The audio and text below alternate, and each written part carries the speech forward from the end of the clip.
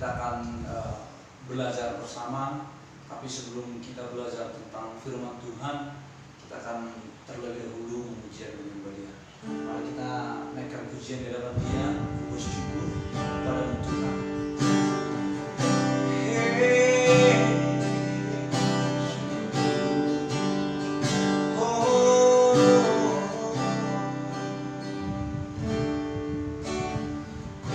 Bersyukur padamu Tuhan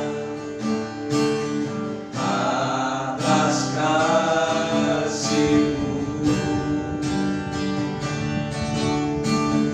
dan bermazmur bagi nama-Mu yang kudus.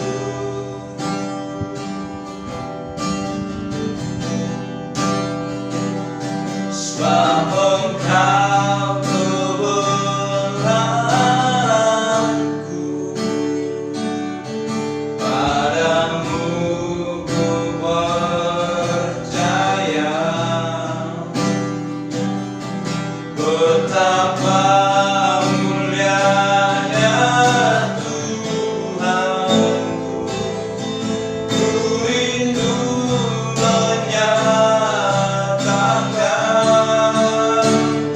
tinggikan diri-Mu, mengatasi langit, kebesaran-Mu Tuhan, mengatasi bumi, tinggikan diri-Mu, mengatasi langit, kemuliaan-Mu Tuhan,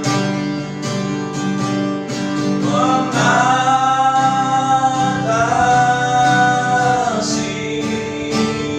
bumi, tinggikan diri-Mu Tuhan, tinggikan diri-Mu, mengatasi langit, kebesaran-Mu Tuhan, mengatasi bumi, tinggikan diri-Mu, mengatasi langit, kemuliaan-Mu Tuhan,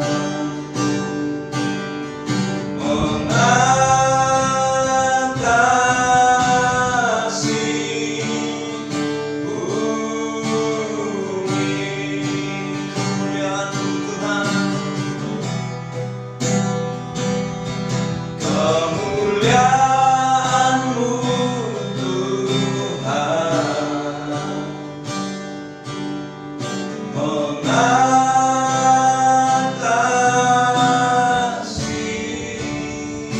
bumi.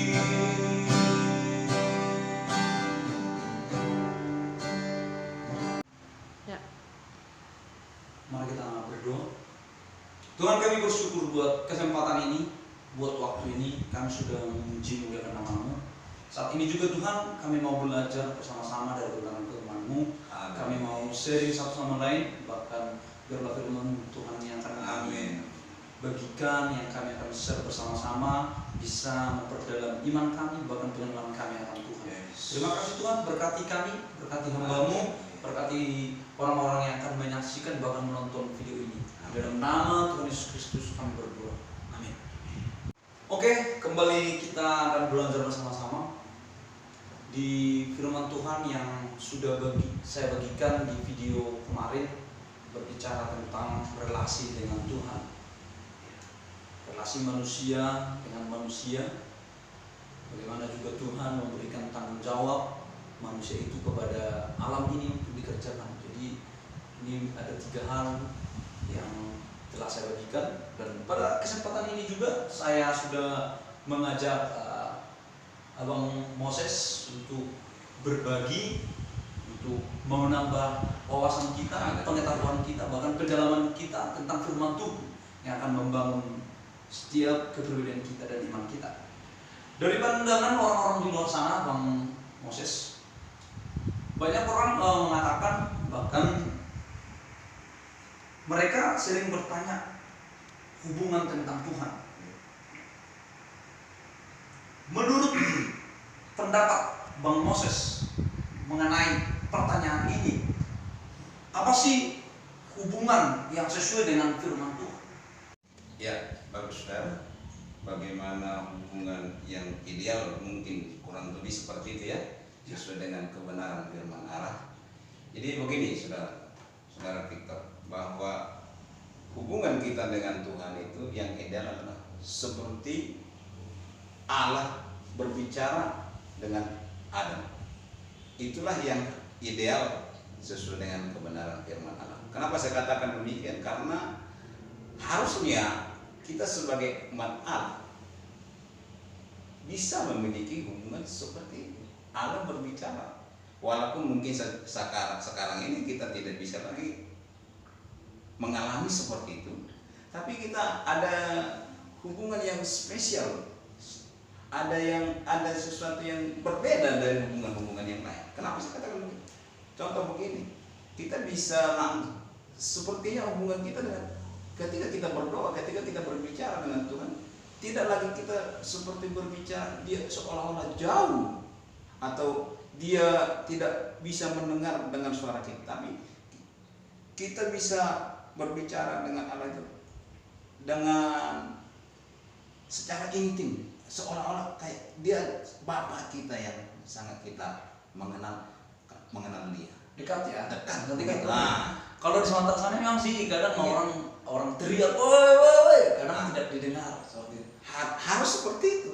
Artinya dia hubungan ketika kita berdoa atau kita berbincang-bincang dengan Allah itu, kita seolah-olah dia ada di hadapan kita. Nah, dekat ya. Seperti ketika Adam dengan Allah berbicara, Allah berkata begini, Adam, di manakah dia? Lalu Adam menjawab, Adam di sini ya Tuhan. Kurang lebih seperti itu. Kita juga seperti itu, hubungan kita harusnya bisa mengarah ke sana, karena itulah hubungan yang ideal menurut kebenaran firman Allah. Jadi ini dilihat semua ketika Adam diciptakan, Tuhan memberikan hubungan yang dekat dengan Adam, dan Adam juga ada hubungan dengan Tuhan, bisa berbicara langsung ya Bapak ya. Seharusnya. Seharusnya ya. Seharusnya ke sana. Karena apa? Karena dengan kematian Yesus, dia ingin mengembalikan posisi kita kepada yang semula. Ya. Jadi lewat kematian Yesus itu, Allah ingin mengembalikan hubungan kita yang sudah rusak itu, supaya kita punya hubungan yang seperti Allah dengan Adam. Amin, amin, amin. Begitu. Ini penjelasannya begitu luar biasa, teman-teman semua, saudara-saudaraku yang terkasih dalam Tuhan, bahwa Yesus mati mengembalikan hubungan manusia yang rusak. Sebagaimana manusia itu telah terpisah dengan Allah ketika manusia itu membuat suatu pelanggaran yang besar. Iya, betul sekali. Ya, ini poin yang pertama yang kita terima, kita pelajari bersama, bahwasannya Allah ingin kita senantiasa berhubungan baik. Terlebih karena Yesus sudah mati di kayu salib, memberikan jaminan dengan hubungan, mengembalikan hubungan manusia yang sudah rusak. Betul. Pertanyaan yang kedua, Bang Moses. Iya. Pertanyaan yang kedua, di dalam perjalanan, Iya. kita sudah tahu bahwa perjalanan orang percaya setelah sekian lama Yesus memberikan jalan perdamaian ribuan tahun yang lalu, dilihat pada kondisi sekarang di dalam perjalanan hidup orang percaya, banyak mengalami turbulence ya, yang turun naik, Ya, betul. yang mungkin hubungan yang rusak dan bahkan hubungan itu bisa tidak berkembang ataupun stagnan begitu saja. Bagaimana tanggapan dari Pak Moses melihat situasi ini? Kalau kita melihat itu memang itu sesuatu yang realita ya. Ya, Hubungan umat Tuhan, apalagi saat-saat pandemi sekarang ini. Kenapa? Dengan kondisi serba yang tidak menentu ini, kadang-kadang kalau kita tidak memahami bagaimana kita di hadapan Allah, maka kita secara otomatis hubungan kita dengan Tuhan mungkin bukan hanya stagnan tapi hancur. Kenapa saya katakan demikian? Karena ada banyak orang tidak mengerti siapa dirinya di hadapan Tuhan. Jadi ada banyak faktor. Tapi saya mau katakan begini, bahwa ketika seseorang mengalami hubungan yang hancur atau yang stagnan di hadapan Allah, kita harus bisa mengelola diri kita dengan baik supaya hal itu tidak sampai terjadi. Ya kalaupun itu terjadi ya mari kita koreksi diri kita. Jangan kita larut dengan keadaan itu. Ada banyak faktor yang membuat seperti itu. Bisa mungkin keadaan ekonomi, bisa mungkin seperti saat ini, seolah-olah Tuhan tidak menolong hidup kita. Kita melihat ada banyak orang-orang percaya yang meninggal karena corona. Ya, ada banyak orang yang sakit, orang Kristen bahkan pendeta sekalipun mati karena corona. Seolah-olah Tuhan tidak ada di saat ini. Tapi kita harus mengerti. Kita harus tetap membangun hubungan dengan Tuhan dengan baik. Jangan sampai hubungan kita yang sudah baik selama ini hancur begitu saja hanya karena masalah remeh-temeh. Dan masih banyak masalah-masalah faktor-faktor yang bisa membuat orang itu, hubungan orang itu jauh dari hadapan Allah atau tidak sinkron lagi, tidak seperti semula. Mungkin karena faktor ekonomi, faktor yang sekarang seperti faktor anak, atau mungkin kita merasa Tuhan tuh kayak seolah-olah jauh gitu. Jauh di sana tidak bisa dijangkau ya. Kenapa sih seperti ini harus saya alami? Ada banyak orang begini berkata begini, aku kenapa enggak seperti orang lain? Kita nggak usah membandingkan kita dengan orang lain. Jadi saya mau katakan bahwa ada banyak faktor hal-hal itu bisa mengakibatkan hubungan manusia itu, hubungan umat Allah bisa stagnan ataupun hancur. Tapi saya mau katakan, jangan pernah lihat orang lain, jangan pernah lihat situasimu, dan jangan pernah lihat apapun, tapi lihatlah dirimu di hadapan Allah supaya kau bisa memiliki hubungan yang spesial lagi dengan Tuhan. Amin. Begitu kira-kira. Ya, dari faktor-faktor ini yang telah mempengaruhi hubungan umat Tuhan, orang percaya yang mungkin mengalami stagnan dan mungkin bahkan jauh dari Tuhan, bahkan mengalami kerusakan. Apa sih yang harus kita lakukan ya sebagai orang percaya supaya hubungan kita sebagai orang percaya ini bisa mengalami pertumbuhan iman yang baik, bahkan hubungan kita tidak rusak? Iya, betul. Ini sangat penting buat kita sebagai umat Tuhan, sebagai orang Kristen yang sudah ditebus oleh Tuhan. Apa yang harus kita lakukan begitu ya? Ya, apa yang harus kita lakukan nih? Yang harus kita lakukan itu adalah yang pertama itu kita harus bisa atau harus berani menanggalkan egoisme yang ada dalam diri kita. Jangan kita buat aku ini harus, jangan. Ya. Yang kedua, kita harus berani membayar harga, menanggalkan segala keinginan daging kita. Mungkin kita nggak bisa membangun hubungan dengan Tuhan karena kita terlalu banyak masalah. Tapi masalah itu jangan kita buat seolah-olah itu jadi penghalang, jadi membuat hancur hubungan kita. Kita harus bisa merelakan semua keinginan-keinginan. Bahkan orang banyak karena orang tidak bisa memiliki hubungan yang spesial dengan Tuhan itu karena dia ingin mengikuti gaya hidupnya. Mungkin ya, harus punya mobil, punya rumah, punya enggak Standar ya, gaya hidup saat ini. Nggak usah seperti itu. Yang penting kita harus bisa merelakan semuanya itu supaya kita bisa memiliki hubungan yang spesial, intim lagi dengan Tuhan. Kurang lebih seperti itu. Intim lagi. Kembali kepada Tuhan, dikembalikan kepada Tuhan bahwasannya kita harus tetap menjaga keintiman kita dengan Tuhan. Oke, terima kasih Bang Moses telah memberikan penjelasan. Teman-teman semua, dari penjelasan ini ada beberapa hal yang kita pelajari. Yang pertama, kita harus mengembalikan hubungan kita dengan Tuhan sebagaimana Tuhan memberikan hubungan yang baik. Betul. Jadi Tuhan itu tidak jauh di sana. Dia bukan Allah yang transenden, jauh di sana tidak bisa dijangkau, tetapi Dia adalah Allah yang imanen, ya. Dia ada di sini.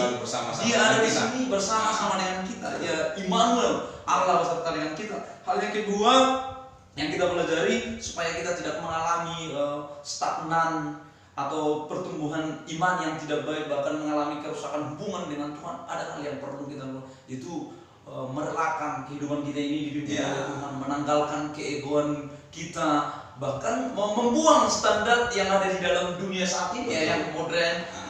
Membuang standar itu, mungkin orang berkata harus punya mobil itu orang sukses, mungkin orang punya rumah itu orang beriman. Tidaklah demikian, tetapi Tuhan tidak melihat itu.